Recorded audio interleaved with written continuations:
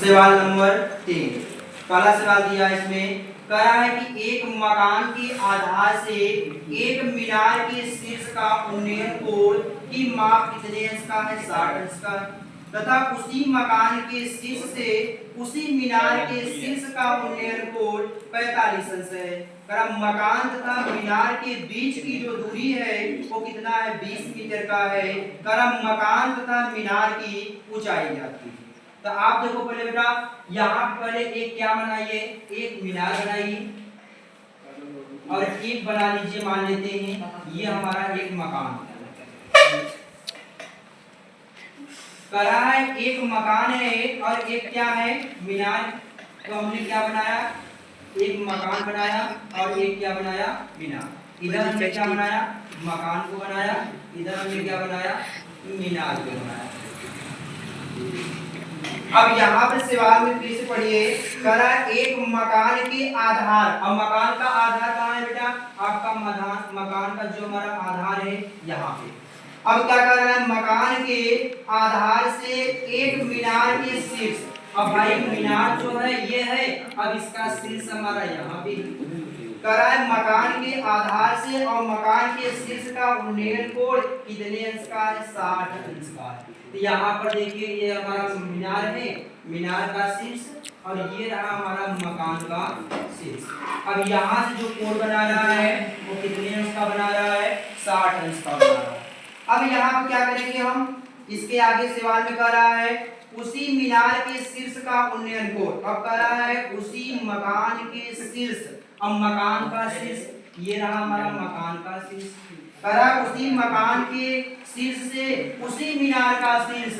भाई उसी मीनार यही है हमारा मीनार। करा इन दोनों मकान के शीर्ष का उन्नयन कोण कितने अंश का मापा गया यह मापा गया हमारा 45 अंश का। सवाल में फिर क्या बोल रहा है करा मकान तथा मीनार के बीच की दूरी।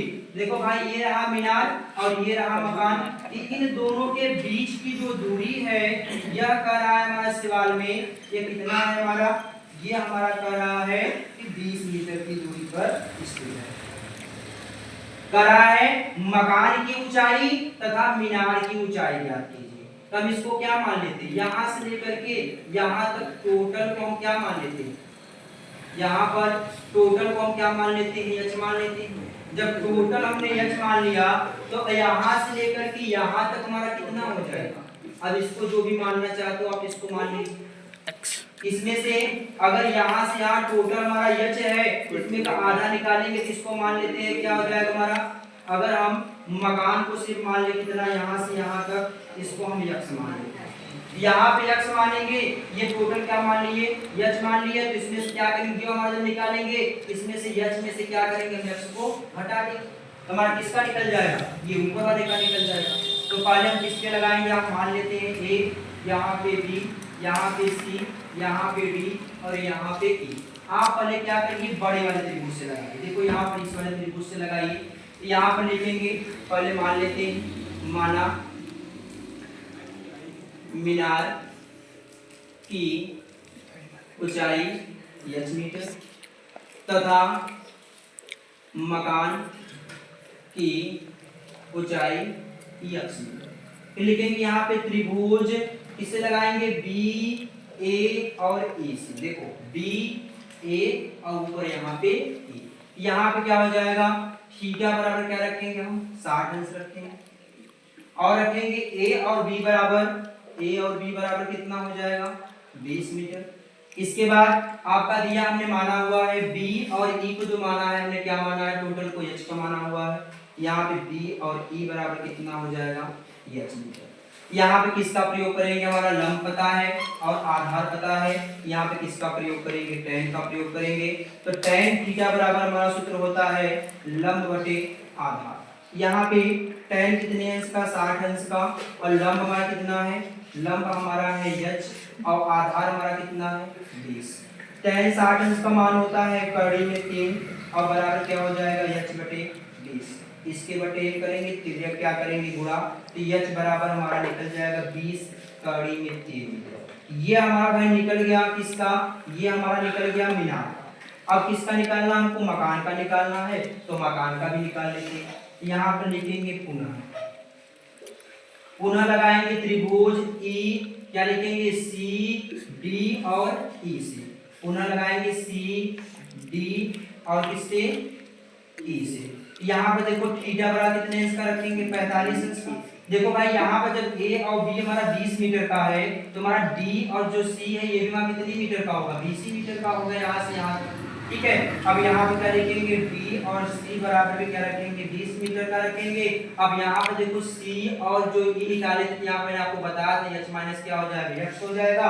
यहाँ पे हमारा सी और ई जो हो जाएगा तो हमारा हो जाएगा h माइनस x मीटर का। अब इसमें भी देखो आपको पता है, लंब पता है और आधार पता है, इसमें भी किसका प्रयोग करेंगे, tan का। तो tan थीटा बराबर सूत्र होता है लंब बटे आधार। यहाँ पे क्या लिखेंगे, tan लिखेंगे कितने अंश का, 45 अंश का, और बराबर लंब का मान कितना है, h और माइनस x, और बटे आधार कितना है आपका 20 है।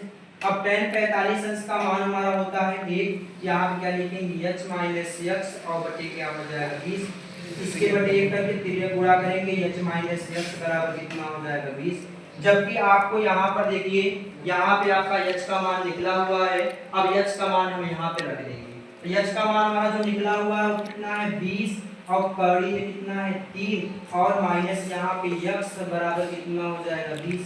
अब इसको क्या करेंगे, 20 को इधर लाइए, x को उधर कर लीजिए, ये कितना हो जाएगा 20 माइनस कड़ी में 3, यहाँ पे कितना 20 कड़ी में 3 माइनस कितना हो जाएगा 20, और इसको उस तरफ ले जाएंगे प्लस में हो जाएगा कितना हो जाएगा x। चलो यहाँ पे लगा देते हैं आपका इसको। अब यहाँ क्या करेंगे, यहाँ पे x का मान देखो दोनों में क्या है 20 कॉमन मिल रहा है, तो चाहो आप क्या करेंगे 20 को कॉमन कर सकते हो, तो x बराबर कितना आ जाएगा 20, और कोष्टक में क्या बचेगा कड़ी में 3 माइनस 1, और आप अगर यहाँ पे चाहो तो इतना भी आंसर करके छोड़ सकते हो। अगर आपका इतना आंसर नहीं दिया है तो कड़ी में आप क्या करिए, कड़ी में 3 का मान भी रख करके इसके आगे आप लोग हल कर सकते हो। कड़ी में 3 का मान रख लीजिए, कड़ी में 3 का मान क्या रखने के बाद उसमें से 1 को घटा दीजिए, और घटाने के बाद क्या करिए उसमें से 20 का गुणा कर दीजिए, जो हमारा निकलेगा वही हमारा आंसर।